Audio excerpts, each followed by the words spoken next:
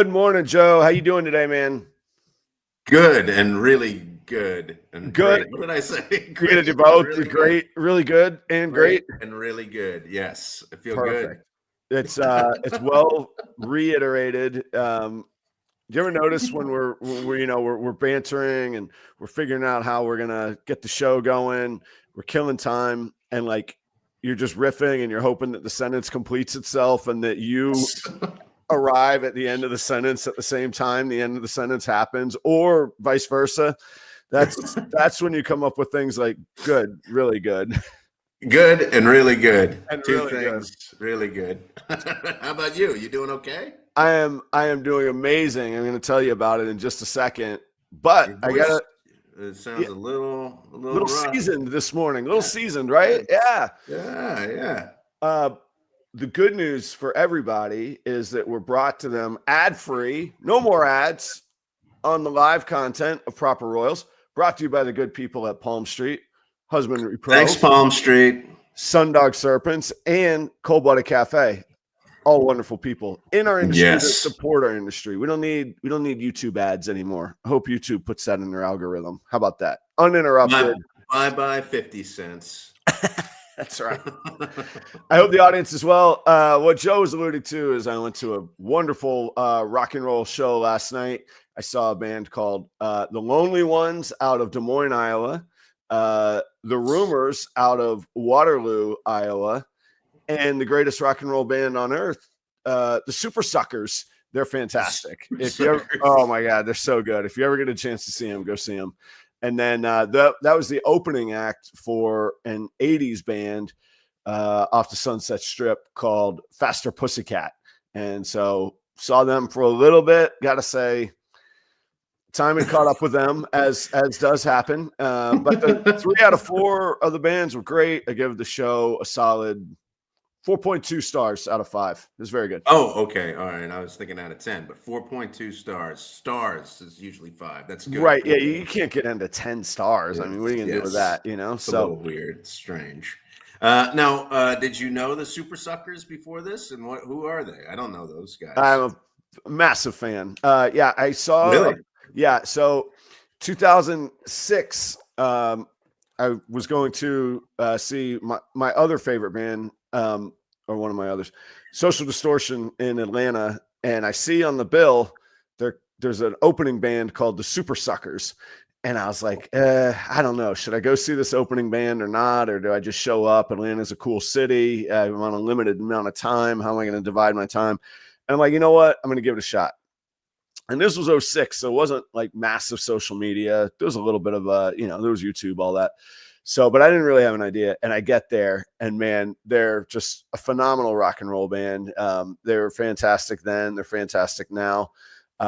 Eddie Vedder hired them to play his 40th birthday party. They were the entertainment for Eddie's 40th. And they've also been, they've done albums with Steve Earle as his backing band and Willie Nelson as his backing band. But they're a great rock and roll band, and they're fantastic. That's awesome. Live. That's great. They're really good live. It's really fun. It's really fun when you you go to a show and the opener, is fantastic, and there's a new band that you've discovered. Yeah, and I would not play after those. Like anybody hiring those guys to open, that's foolish. They're phenomenal. You don't want to go on after them. They let them headline the show. That's cool. That's great. That's what I think festivals are good for. You go to a festival. I don't know if I'd go, I'll go one day probably, but going to a festival and then just like walking around, you just like discover new bands and new sounds and stuff. I think that's the coolest part of going to a festival. Yeah. Especially at a festival, there's an opportunity to see so many things, and you got to kill the time. Like you bought the whole day ticket, so even if you're like, I don't know who these people are, you're probably going to check somebody out. Right? Yeah. I wonder. I think I had a friend who broke his finger at Eddie Vedder's 40th birthday party. I gotta double check. Yeah. Actually, that was just like, so the EMTs were like, how do we get into this party? And they're like, dude, we need you to break your finger's going to go. You're like, we need a little sacrifice here, man. Anyway. Yeah. What about you, So, Joe? How do you go from you're in a little work doldrum in the past, as happens. There's nothing wrong with that. But you said good and great this week. What's going on, man? yeah, I think I had a good weekend. To Friday, we went on You a little. traveled. That's right. Yeah, we traveled. We went up to my hometown. We actually flew into Baltimore at first to see my sister, but on Friday my flight was delayed, and then it took me like 2 hours to get the rental. I will just go on record. Don't use budget rental cars. That you get what you pay for, I You're guess. done, huh? You've had enough. How many? So I Zero missed seeing my sister, which is a big bummer. But all together? All together. Oh, that's 0 out of 5 stars then for budget. Yes, but because I had to be, I had tickets to a concert. I don't know if it'd be a concert. It's more. It was a show, you know, and it really felt like a house. Yeah, a little house party. Show. Yeah. Yes. And that was a great. And now it was probably a little different than the show you went to last night. It was very probably, yeah, soft and mellow and emotional, and there was a cellist, and it was lovely. It was lovely. Not, yeah. And actually, in the middle of the show, they just said, it turned into a beautiful night. Let's go outside and play in the beer garden. So they just took their stuff and they went outside, and we sat outside and listened to them. Wow. Okay. And so it was really nice. It was really nice. And then Aiden had the kicking camp. At a kicking camp, right? So this was my one thing. So my one thing this week is Aiden's like kind of nervous. It's his first camp. He doesn't know what it's going to be like. He's like, his leg is a little injured. So he's like, is they going to make me run and stuff? And I'm really like, yeah, they're going to make you run, and it's going to be rough. Like I keep saying that to him, probably not helping. So we get there, and this is my hometown. Like, this is where I came from. And my brother is a professor at this college. Mm-hmm. And so that's how Aiden knows this place. I'm from there. So we get there, and then we're waiting to register, and the head coach is coming around saying, "Hey, where are you from? Where are you from?" And he comes up to us, and he shakes Aiden's hand and says, "Where are you from?" And Aiden says, "Florida." And it's a small little camp. So the coach was basically, "How the hell did you find us right, to come here?" And Aiden doesn't really want any special attention or anything. But so he kind of like looks at me like, what should I say? I don't really want to get any special attention. I was like, you just tell him. Yeah. And he goes, "Oh, my uncle is a professor here." Uh-huh. And the guy goes, "Oh, who's your uncle?" And he says, "Eddie Arner," which is weird because only people in his family call him Eddie. Okay. All right. So that was funny. And then he goes, and the coach goes, "Oh my gosh, your uncle is Ed Arner. I can't believe it. It's great. I had his dad in chemistry class." Oh, wow. Yeah, so my dad was a chemistry and physics teacher in high school. He taught in high schools, right? Yeah. So, and he launches into this whole thing like, I remember the first day of your dad's chemistry class. He got a guitar out and he started singing a song about Galileo. Like he said, like, I remember this, and I think about it. Like when I teach, I think about, like when I coach, I think about him, like, and how like excited he was to be there, and how he came up with this like weird thing to get everybody like engaged and included.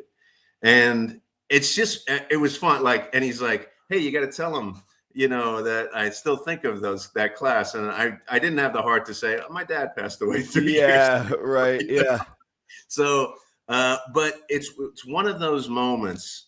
I think that's why I'm kind of, it kind of makes me feel good.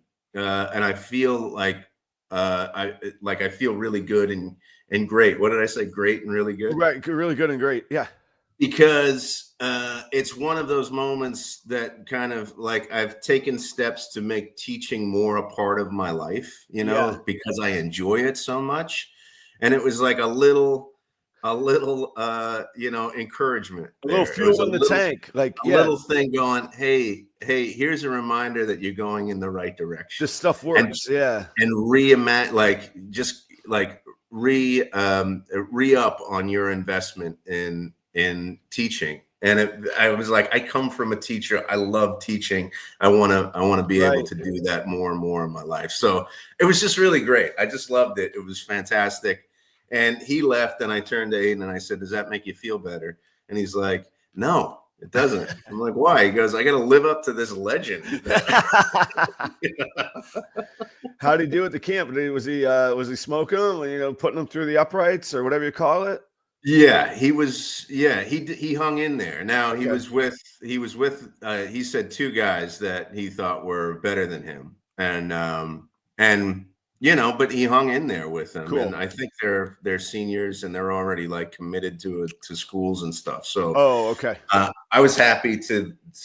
I think he was a little bit humbled, but I think he still like learned a lot, and he came away thinking like, I can hang with those guys. That's cool. That's cool. Do they? Yeah. I was just thinking, like, do they practice in like like football players wear a lot of like pads and weight, and like, normally like you just like you're like banging into each other kind of thing, but kicking's real precision stuff. So I would think you would want to practice with as you will be playing, but they don't practice in the pads. No, they didn't have pads at the camp, at all. So, but I don't know if it makes that much of a difference. That's a good question. I'll probably have to ask. I wonder, but this is kind of my question about that whole thing. Do you have moments in your life that like kind of like these weird moments just out of the blue that reaffirm, some decisions that you're kind of like, is this the right thing to do or not? Do you have those moments? Yeah, I can't. Not so much about like, is it the right thing to do, but was I doing the right thing, or was I reaching people, or was I making a difference? Like, I actually talked to one of my old buddies that used to run restaurants with me, and he's like, Adam, I still remember you like almost yelling at us in the office to put something in our 401k, and us telling you like, well, we're kind of broke, and you going, buy one less Starbucks coffee, buy one less beer when you go out, stop smoking, whatever, find $20 a week and put it away because it's going to make a difference. And now 20 years later, there's, a pile of cash and a hope for retirement or a down payment on a house or something. Or like, he was also talking about his friends invested in a food truck and it's not going very well. And they asked him for his help. And he was like, where's your opening checklist? And they're like, well, it's a small thing. We know what we're doing. And he's like, no, it's a box. It's 15 boxes. It's 20 boxes. It either got done or it didn't.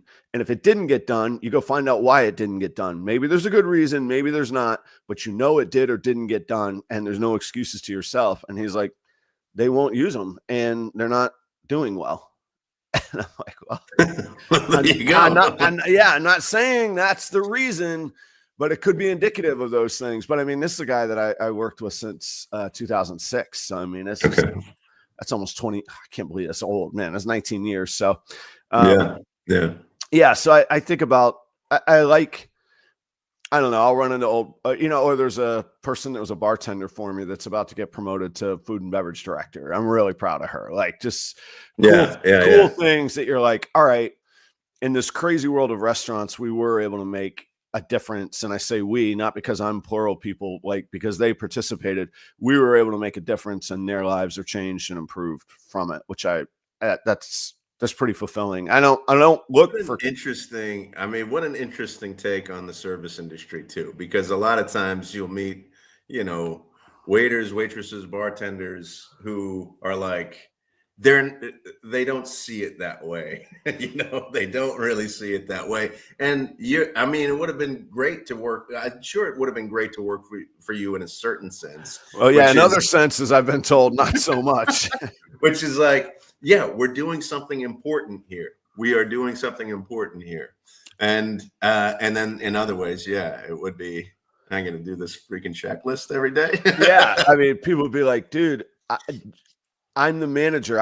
You promoted me for a reason. I know this stuff. I'm like, you're not going to remember it all. And somebody's going to call out one day, or a guest you're going to have something that pops up and you're going to forget. And the floor plan's not going to be made. The servers are going to be running the asylum, and it's all going to fall apart because you refuse to focus on a checklist because of your ego. Yeah. Yeah. So, I got you.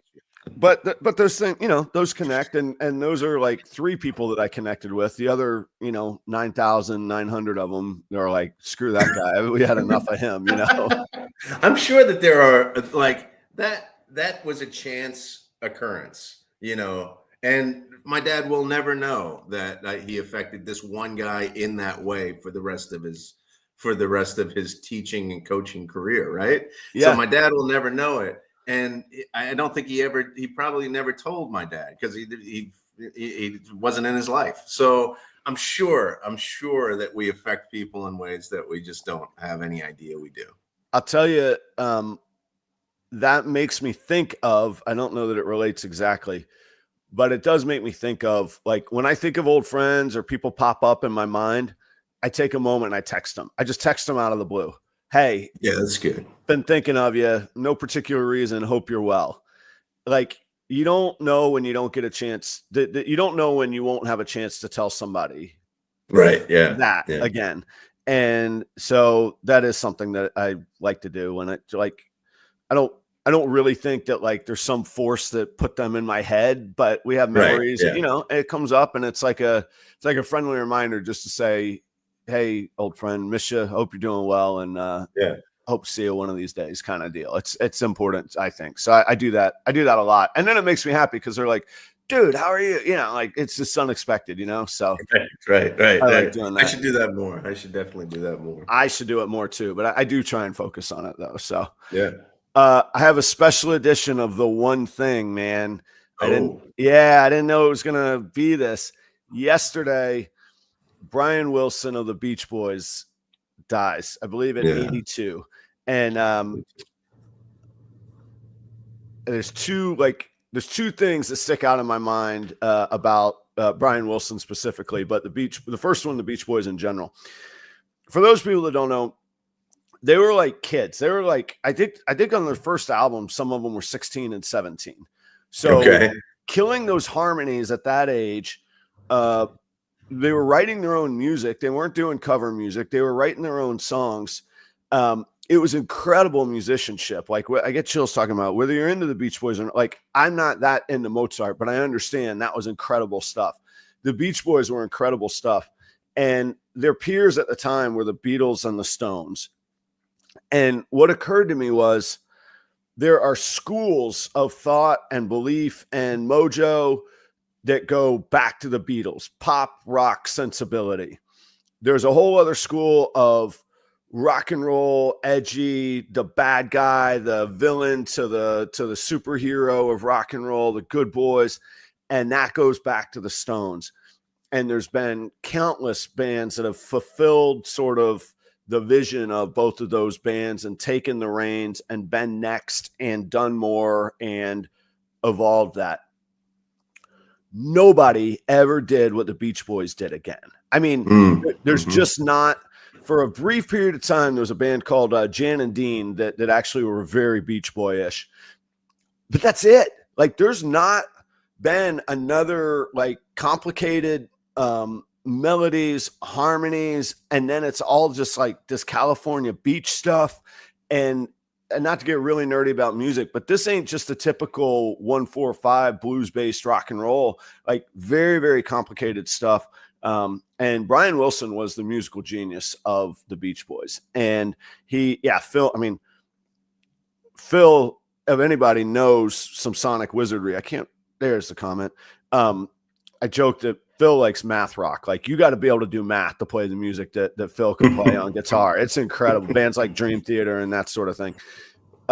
Brian Wilson absolutely was a wizard. And so anyhow, he passed, I think he was 82. Pretty good run, not bad. You get a life in the Beach Boys, make it to 82, you're doing all right. So I feel like it was a good, fulfilled thing. On a personal level, there's a festival in the Panhandle of Florida called the 30A Songwriters Festival, and 30A is a road that goes through this resort area of Destin, the Fort Walton area.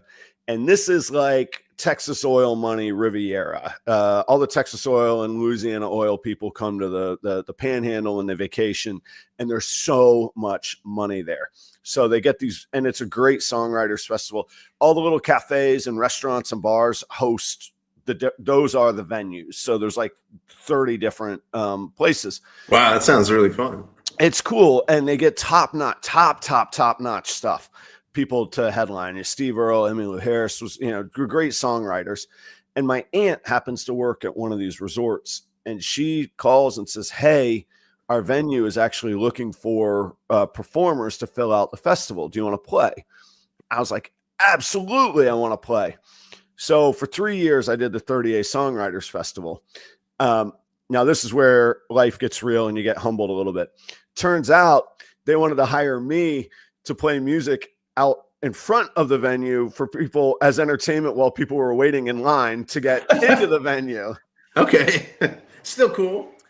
But history will blur those details, but we'll remember that one year Brian Wilson headlined the 30A Songwriters Festival, and somewhere way down at the very bottom in very small print is the name Adam Shira on that poster, man. Wow, that's really cool. That is really cool. So that's great, man. I never got to meet him. I did, so, and that's where it ends. I didn't get to, it wasn't like I was hanging out and jamming with Brian Wilson or anything.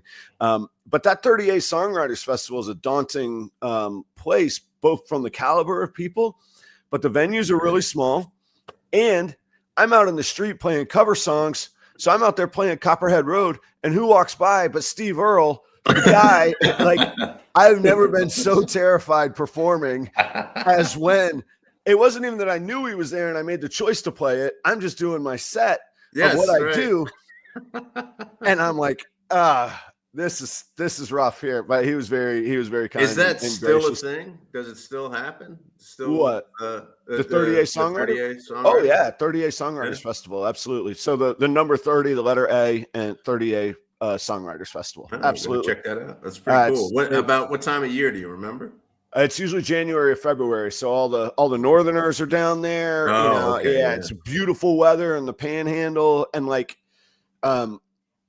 they were great. They sound silly, but they were great gigs. So I would come in Friday night and I would play out in the street, unamplified, nothing. It just walk up, play, boom. And like I say, they had cash, man. It was great. Oh, it's a nice paying. And then the other 2 days were morning gigs. I would start, I think it was 7 or 8 a.m. in this biscuit breakfast joint. And everybody was coming in, and I was playing the breakfast gig 7 to 11 both mornings. And then by noon on Sunday, I'm driving back home to Jacksonville with cash in pocket. Played 3 gigs over the weekend, but Saturday night I could get a gig like in town, and I could call the place and be like, "Hey, I'm playing the 30A Songwriters Festival, but I'm trying to fill out my calendar. Do you need musicians?" And they're like, "Oh, can we advertise that you're playing there?" I'm like, "Yeah, sure, go ahead." Like, they never heard of me. They don't know me. So it was a really good time. I like time in my life. What do the kids say? An era. It was a cool era in my life that I did that for 3 or 4 years, kind of deal. Now, had you always been a Beach Boys fan? No, not really. No, they were like to me when I was growing up, they're like the goofy alternative to like, I was a Stones and Beatles guy. Like, I'm Beach Boys third, and probably still am, but from just a musical excellence, importance, and again, nobody ever took their place. Nobody like they seem like a singular band.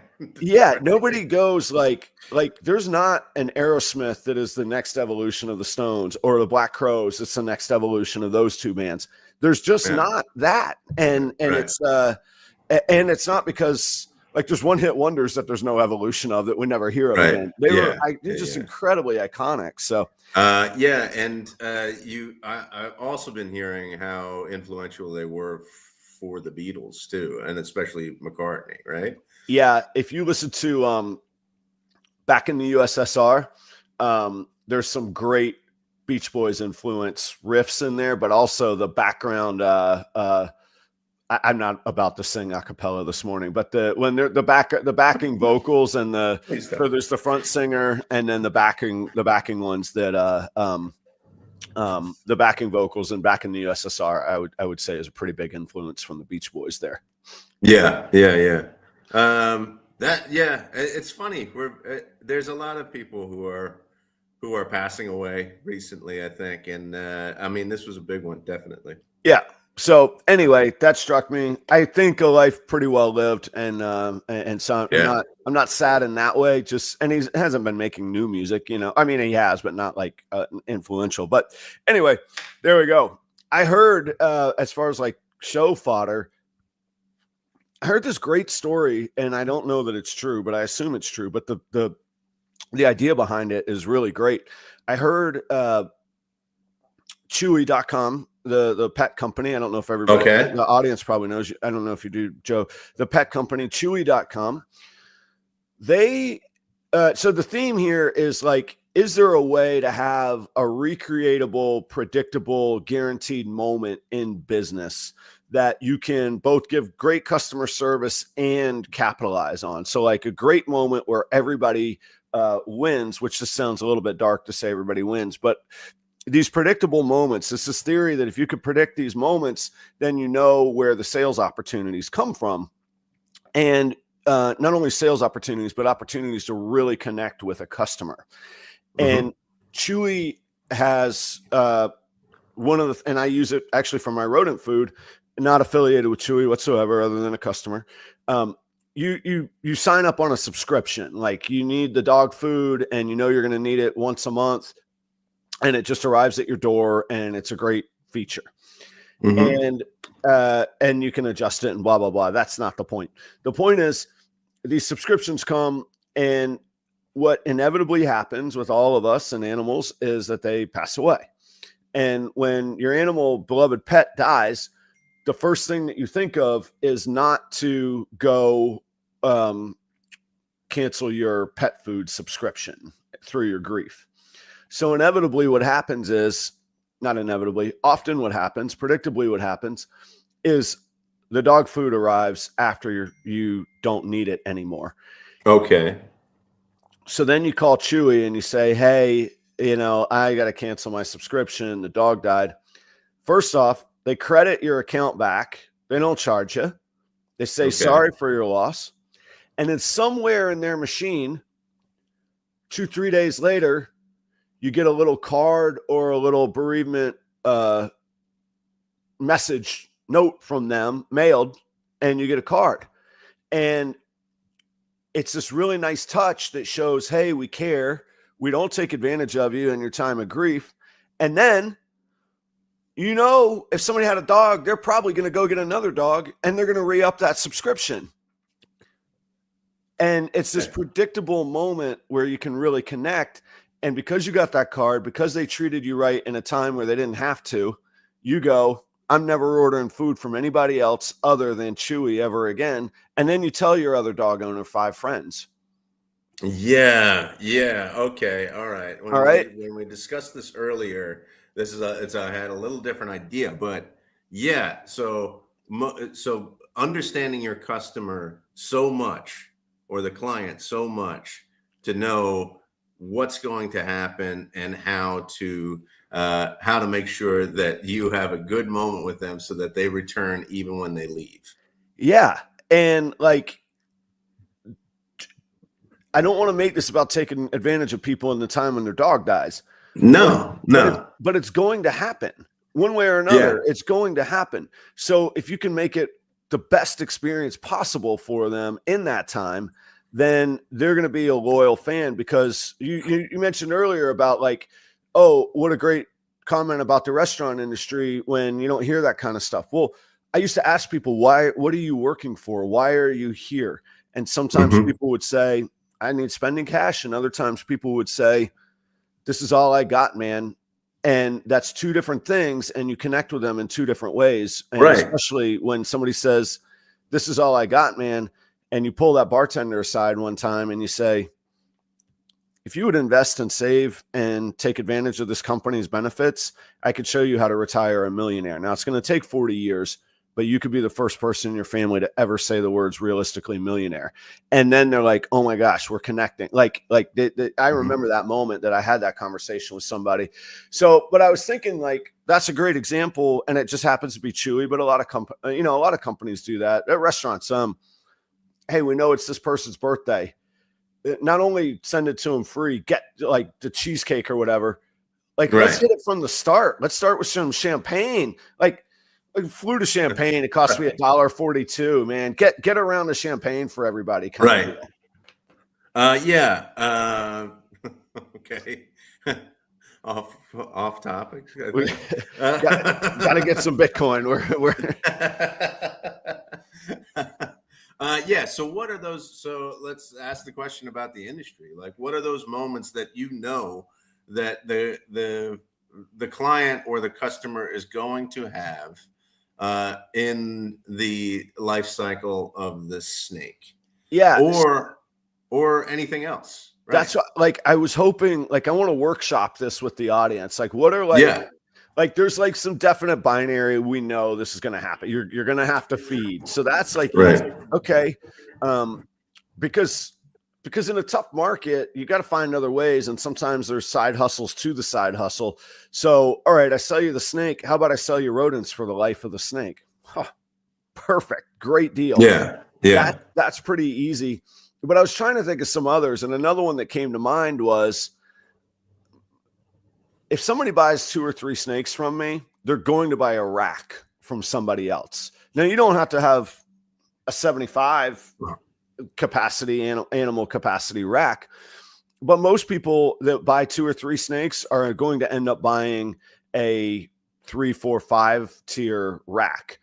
Could I wholesale some of those? And I'm trying to think of like the other things. You're going to need the substrate. They're going to use substrate forever. Do I want to be in that business? What about experiences? Are they going to, if they buy 5 or 10 snakes, they're going to probably want to breed. Okay. How do I, if I can learn what their breeding projects are, I can provide good services opportunities if I have something in their project in the future, those kind of things. So I mean, it's a little, I'm getting different ideas. All right. Take this away in other industries though. Yeah. I'm getting different ideas based off the Chewy's example. But I mean, you're thinking like you used to sell, like little dishes, right, for feeding, right? Didn't you have like stuff from the restaurant days? Yeah, the water cups. Yeah, the dishwasher safe water cups. Yeah, which by the way, I still have cases of them. If you guys are interested, these are perfectly dishwasher safe. You don't have to throw them away, and when you do throw them away, they're recyclable. Call me, I'll take care of it.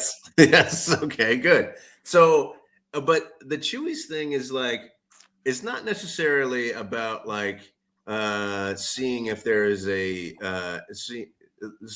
seeing if there's a way to plan out for certain things in your customer's life and then like engaging in order to sell. Chewy's is doing something that will make the customer loyal to them, that doesn't cost them anything and isn't about selling anything, right? Like that's really what they're doing. Well, the selling comes secondary, but it is the ultimate result that you get the next pet food subscription.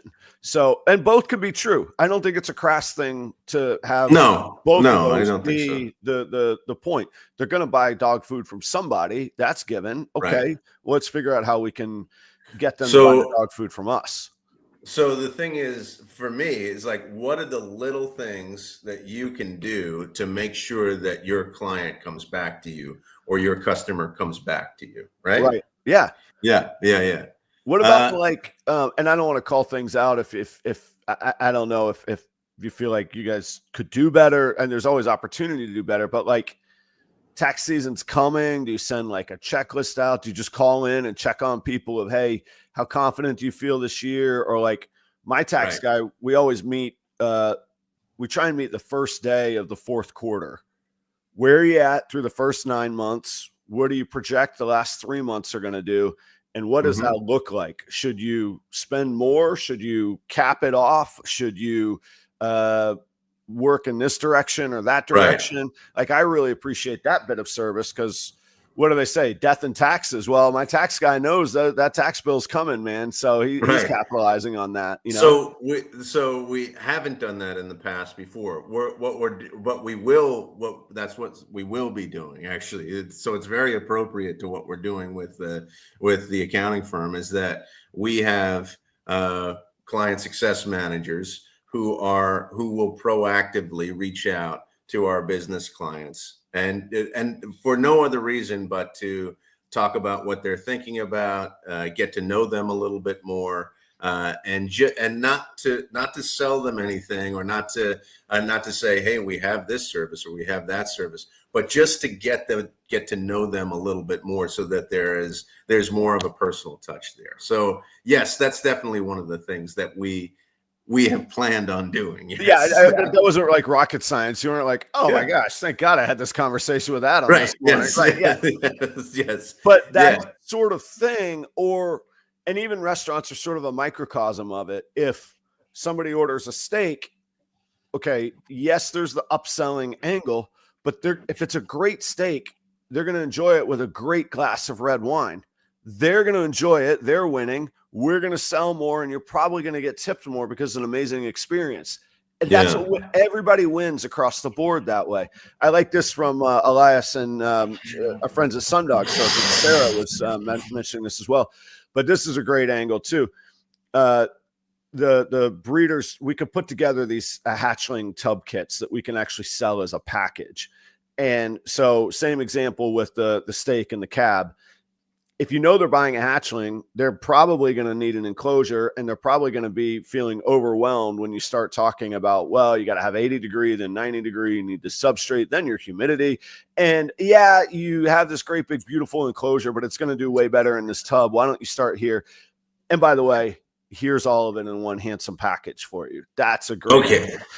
It is good. It's good. It's only good. Okay, Joe's got a little push here. Okay. But the thing is there a way to include it in the price of the snake? Yeah. Oh, definitely. That would be the thing. Like this, and this is what it's going to be automatically included in the price of the snake. So whatever amount, maybe that's just you put it for cost, but you increase the price of the snake and it automatically comes. You're not taking the opportunity to go, oh, this is a new snake for you. Then we have this kit over here that you can buy as well. That seems kind of like, I don't know. I'm not, that seems kind of, you want to you don't want to be too salesy, right? Right. So if you could include it in the price of the snake, then that works a little bit better. Well, I like something you said, do it at cost. Don't make the money on the Tupperware tub. Don't worry about that. Do it at cost. And when here's actually some really nerdy like math that I do in my head. When I carry inventory, like we would have to do for these tub setups, I think about how much space and footprint, like both from storing and displaying. I got to lug all this stuff around. So small tub setup with a thermostat and everything can fit inside the tub. That really checks my boxes. I like that. Mm-hmm. Yeah. Cocoa blocks, for example, I don't like selling. It's very competitive. It's very thin margins. Some people have to buy a trailer to haul around all the cocoa that they try and sell. Not for me. It works for other people. I don't have the storage and the inventory space to want to carry that and hold all of that. So I like this where you could do it at cost. It's an amenity to the customer. And then here's the real kicker, Joe. There's a great breeder here in town. They're called Lots of Balls, LOTSA, Lots of Balls. Without fail, and it drives me nuts. Kudos to them. They're good friends, but it drives me nuts. Without fail, I say to somebody, you see that big red banner over there? Go see them they'll sell you an enclosure, and then I'll sell you the snake. And you know what happens, Joe? Those people go buy an enclosure and they buy the snake from Lots of Balls, and I miss out, and it drives me nuts. So, like, I'm giving myself a little pep talk. I think I need to put these kits together and figure out how to do that. So this is interesting. Josh is saying the people who need those kits are people who are buying low. That's right. It's hard to it's hard to build. Yeah. So you can't. So it's not going to be worth it for you to go, oh, we're going to throw in this kit. No, if somebody's buying a $50 snake, I can't give them a $30 kit. However, right. Yeah. Somebody literally asked me the other day, a show on Sunday, 5 days ago, whatever. He says, so what's it take to get set up and get into this? About $1,000 or so? I was like, $1,000? I was like, how about under 100? And like,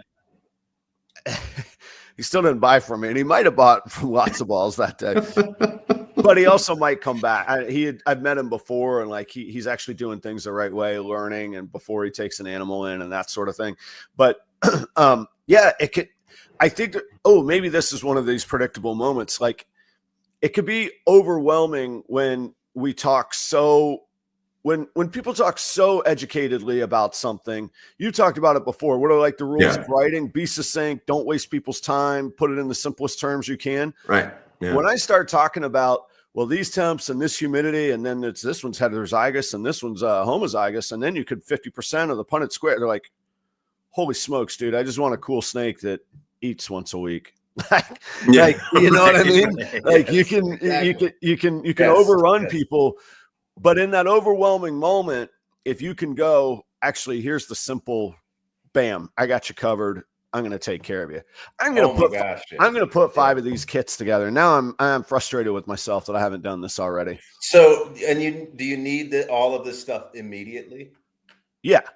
I mean, immediately. It's not within a day or two. I mean, the snake will be fine if you put it in if you just have any enclosure with some water for a day or two, but generally, before you feed it, it needs to go. It needs to be set up. Yes. Okay. I got you. Yeah. So if somebody comes to a show and it's the first snake that they're going to buy, first of all, they probably aren't coming to a show to buy their first snake. They might be. Or they might be.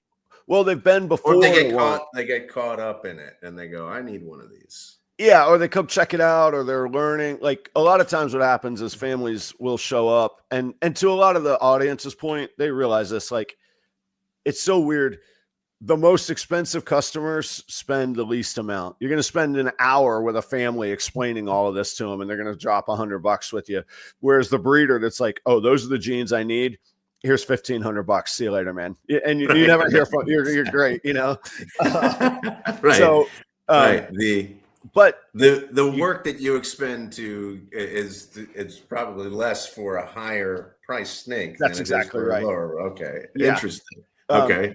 But what'll happen is, like, families will come just to check it out as something interesting.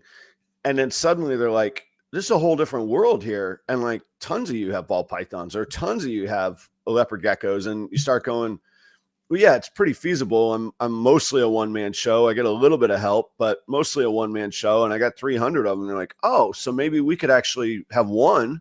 And you start, and then they're traveling the show. And then somebody's got, a setup and a tank and a reasonably priced animal. And the dad's like, man, if we could be out the door for $1.25, 150 with a cool snake and everything we need, not bad. Maybe we need this. It's cool. So that does happen sometimes. So let's say you have you're trying to sell a $30 snake, and that would be your original price, but you have a $30 kit. Can you just go, this is a $60 snake? Not without the context. Like, you could say $60 includes kit.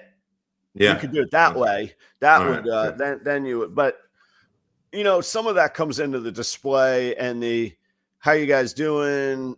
And you find out what people are there for. I always, everybody gets their spiel, and mine's usually like, how's it going? Let me know if you're on the hunt for anything, or if you see something that you like. Like, that's my easy, like, sales pitch, like, engage them to start. And usually they'll say, okay, thank you. Or just looking, or hey, do you have this? And then, but sometimes I would go, you guys looking for a pet or your first pet? Or I'll say, hey, do you have any at home yet? And then start to learn like where they're at or what their needs are. And at that point would be, well, if you find something that you love, I've got these kits over here just to let you know. And it makes it a pretty simple situation. So you don't, I don't just wouldn't come out of the gate with it, but yeah. Yeah. Yeah. So, the Chewies thing, I'm still like kind of caught up on that. Okay. Like if this happens, like you have regular people who are buying rodents from you. Correct. I mean, can you just steal the model? And would that make a difference? Can I steal the model of what? Of like, okay, somebody comes to you and says, I don't need rodents anymore. And you go, why? And they say, of course. Well, my snake passed away.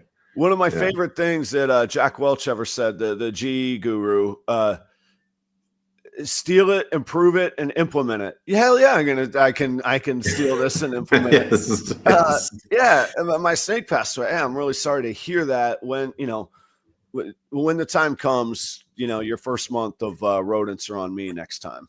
Okay, all right, interesting. No little card, condolences card. I don't know. I haven't experienced it. I don't think I do enough volume of customer. Like I literally maybe can think of 2 or 3 occasions in 5 years where a customer has been like, well, my snake died. So like, right.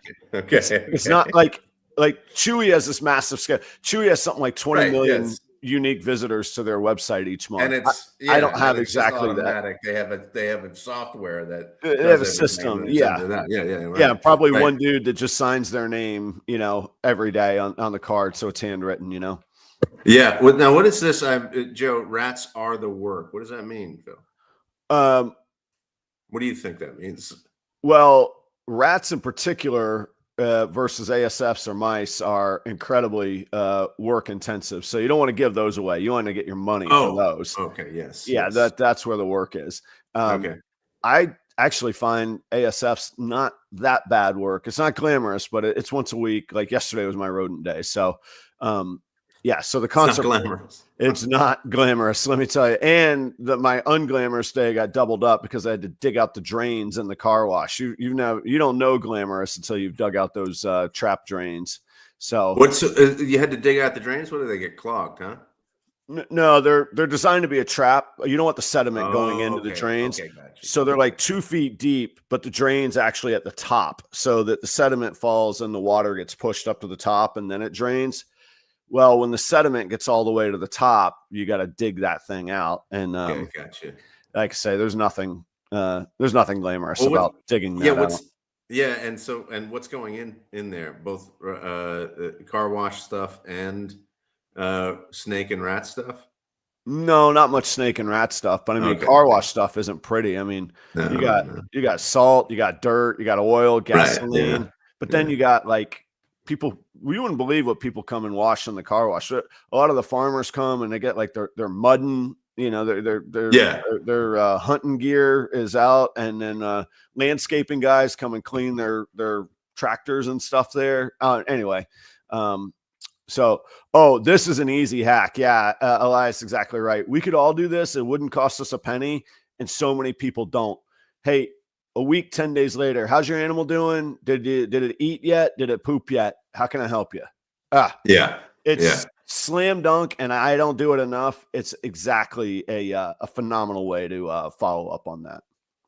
Yeah, so there's gonna be pain points when you have there's going to be pain points when you buy a snake, right? And so what are the pain points that throughout the snake's life that the snake owner is going to encounter? And then periodically, a month, a year down the road, say something about what that might be. Like they're going to experience sickness, so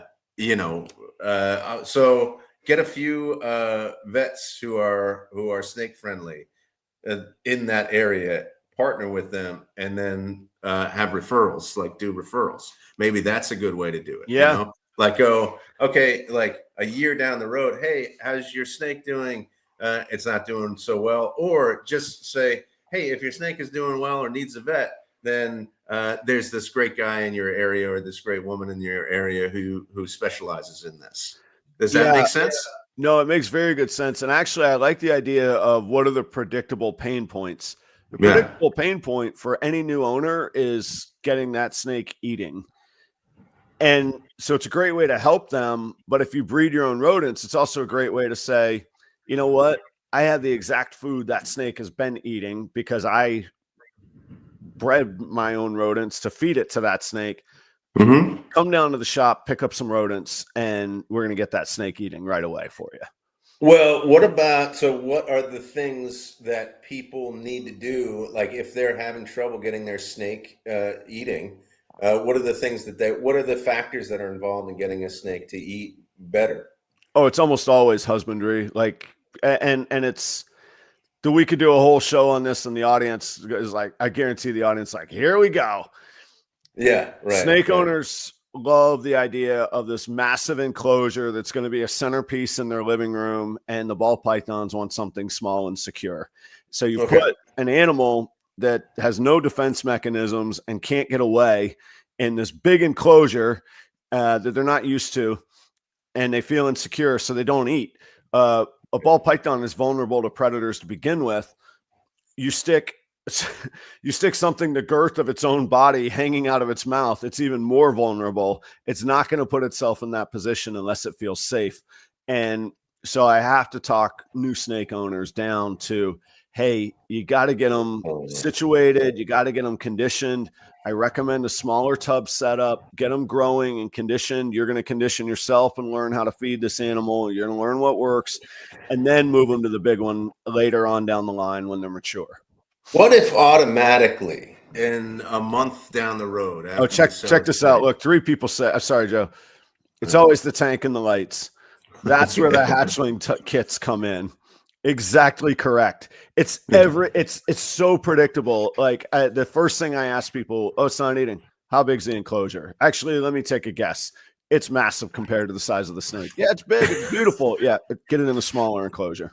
Yeah. Okay. So what if a month down the road, you automatically send like a branded, or maybe you make a link on your page, and you send them a link. Hey, if you're having trouble feeding here are the tips that you need to, that you can think about to go through and go, yeah, oh, I'm not doing that, I'm doing that. But it's sent to them so that that you're thinking about them and that you care about how their snake is doing.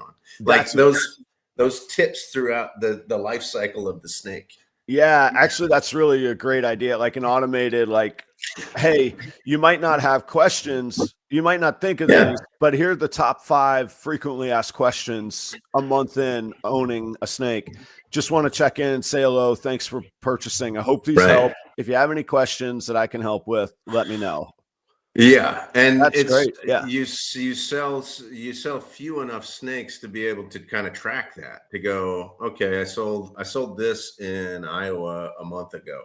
They might be experiencing this part of this pain point right now. So I'm just going to send them a link to this page on my website. Yeah, or I'm going to send them a flyer that is like, hey, this is what maybe they could print it out and put it in there wherever, then pin it up or something. A flyer that says, hey, if your snake is having trouble, this is what you need to do.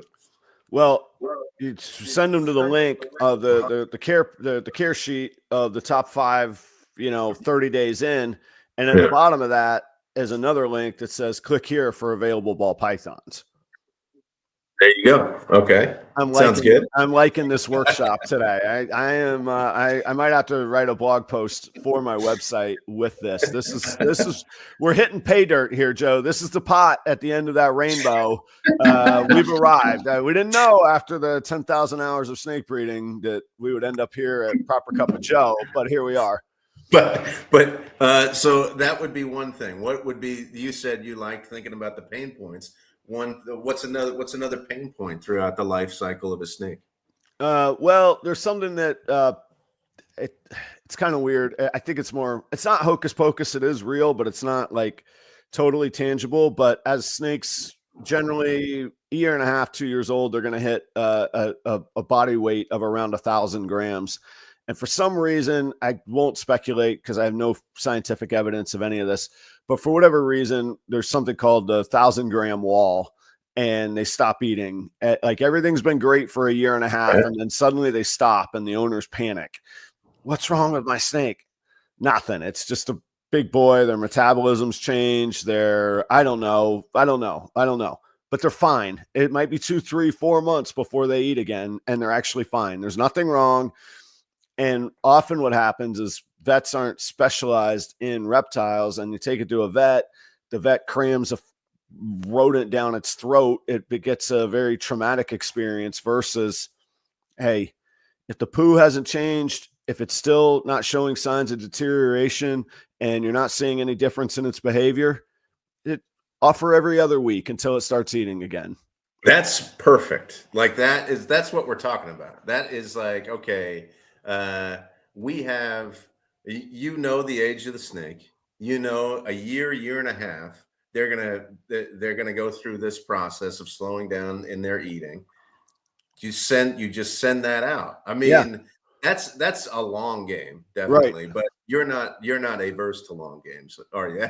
That's a long game. That's going, I sold this snake, it was this age, and probably about a year and a half, at a year and a half, I'm gonna just send this information to them.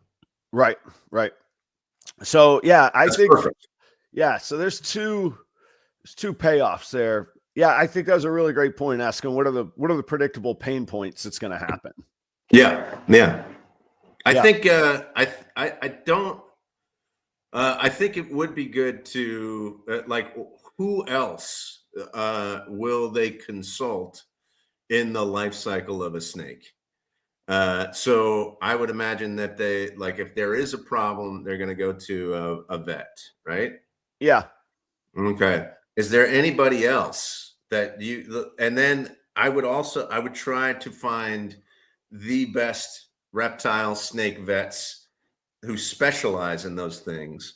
Don't take them to these folks, take them to these folks. I think that would be a really helpful, like, addition that costs no money.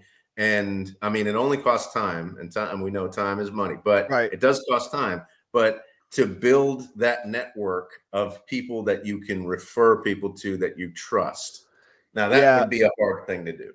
Yeah. And there is time, and there is finding those people. You have to assume those people exist. And I'm a little cynical on that, especially in my local area. I've not found a vet. I do not refer vets. I had a bad experience with a vet I was referred to, and I've stopped. I don't refer vets.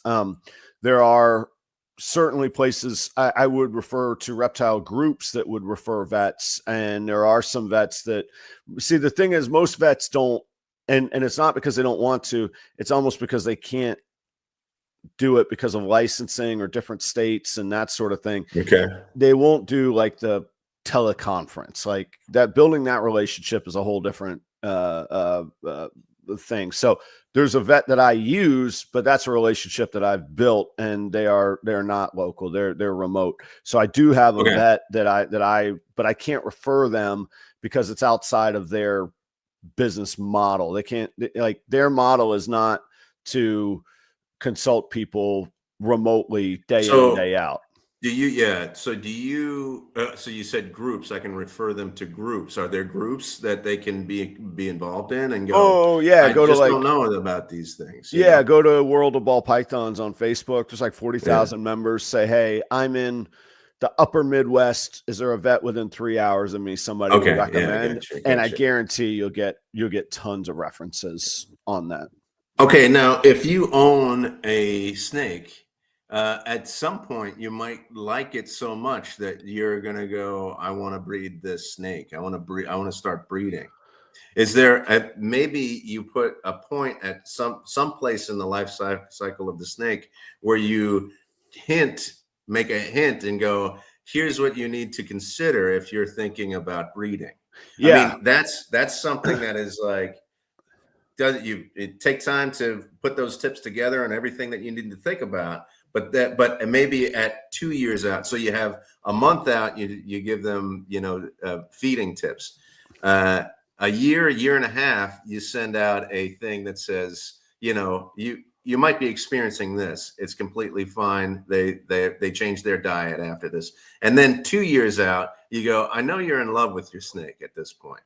And you want more. So if you're thinking about breeding, here are some things that you need to consider. That's it. That to me is it. And then, I mean, if they contact you, then you go, yeah, I got some snakes that you can breed with this snake. Yeah. For me, I don't know, I might change my view over time. The 2-year long play to turn them into breeders is a little too long for me, but well, because it's it actually is going to be a pretty low percentage of return. And I'll tell you, the people that get breeding on their brain, they don't wait 2 years to talk about it. They're talking about it out of the gate. So you're becoming a good reference for them to start with. Yeah. A guy named Mark Mandick has a brand called Marcus Jane, and I would bet 90% of the audience has seen Mark's breeding vlog website. If you Google how to breed ball pythons, you're going to land on Mark's page. It's beautifully descriptive, beautiful pictures, 19 different steps of what you're going to look for. And I guarantee we've all seen it, and it plants the seed. Hey, I could do this. Meanwhile, genius, you're on Mark's website. He's got beautiful snakes presented beautifully, and big surprise, he's in Canada. So it's not so easy for Americans to just buy a snake from him, but he's an icon in Canada and has been for decades. And that website has been in place. That same webpage has been in place, I don't know, 15 years or something like that. And he nailed the SEO and the Google search on it. And that's where Mark Mandick is the gentleman's name, and the brand name is Marcus Jane. So you can, with the power of Google and search words, you could preemptively predict this stuff. Mm-hmm. Mark's like, I'm going to be there before they start looking into this stuff. It's going to be right. It's going to be there waiting for them. Yeah. Gotcha. So I like that idea where I can have these vlogs or blogs on my website, and I could send links to them. Hey, check this out. Here's a few things you might be missing. And then it's like you get them in the shop, like what do the old bars do? The quarter wing night. They're not making any money on those wings. They want you to, drink your face off on beer that costs 20% cost of goods. Yeah. I got you. Yeah. Exactly. This is an interesting conversation. I think we should keep thinking about the life cycle of the snake, and not just the life cycle of the snake, but the life cycle of the snake owner. Yeah. What are they going to experience, and what do they need to know in order to take care of their snake, or become more than just a snake owner, maybe a snake breeder, and then figure out the time, set up those times. I mean, it's easy. You can go, I'm going to schedule this email to be sent to this person in 3 months. I'm going to schedule this message to be sent in 3 months. Probably it's better to text. Yeah. Send a text or something, you have their numbers, right? Yeah. You get their contact. I'll leave people with this one simple thought that'll be food for thought. See things through the eyes of the customer. Mm-hmm. Let's go all the way back to my checklist at Ruby's. We had this opening checklist. We had Ruby Tuesday going back to 1996. You started your checklist at the far end of the parking lot. Think about that. It forced you to see your restaurant through the eyes of the customer. Is your front door clean? Is your front mat straight and not crooked? Is your threshold polished, or is it filthy when they walk in? Is there cobwebs that they're walking through? You don't get the eyes of the customer sitting in an office or chopping broccoli in the back of your prep room. You got to get out and see things through the eyes of the customer. And that's where aha moments and opportunities come up. Perfect. Great way to end the show. Great conversation. Thanks again for a great start to the Thursday. That's right, man. Thanks, everybody. We do this every Thursday morning.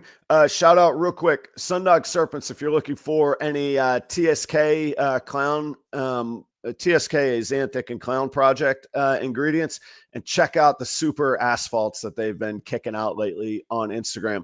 Thanks to all the sponsors. Today was brought to you ad-free by them. These are industry folks supporting industry folks. Thank you very, very much. All the information is down below in the description. See you guys next week, you crazy people tuning in the mornings. I don't know what's wrong with you, but thank you.